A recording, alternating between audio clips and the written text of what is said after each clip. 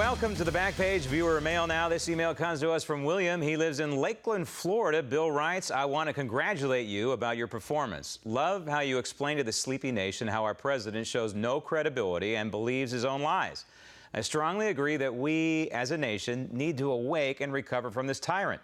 I served my country and love my country despite dealing with a president who has brain diarrhea. Well, Bill, first, thanks for your service. Second, as for Obama, he was raised to dislike this country. His grandfather and father both had anti-U.S. philosophies. Barry Soetoro, his birth name, was surrounded by outright communists. So is it any wonder that his goal is to destroy this nation as we know it? And thanks for watching. In the House of Representatives, there are serious questions about the Republican leadership. Challenges to the current Speaker of the House are a reflection of a gap between the will of the people and executing that will in the House. Funding Obamacare while pledging to repeal it, just one of many questionable moves by the GOP. Our Ledger Register. Is John Boehner the right man to lead Congress in a constitutional direction while adhering to the will of we the people? Please go to our Facebook page, register your answer. You will see the question at the top of the Daily Ledger page on Facebook. Also, we'd like to hear from you. Please send us your comments to ledger@oann.com. We would love the feedback. And you can follow the Daily Ledger on Facebook and on Twitter.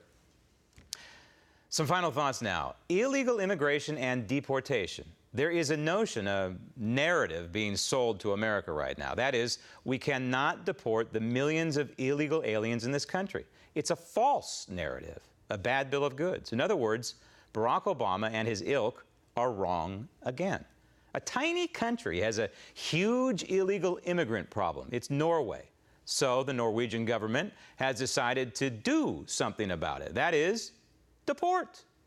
The goal set for 2014 was to deport more than 7,000 illegals. And good news, as of October, Norway had deported nearly 6,000. Imagine that. And oh, by the way, as the deportation rate increases, the crime rate is dropping. Imagine that.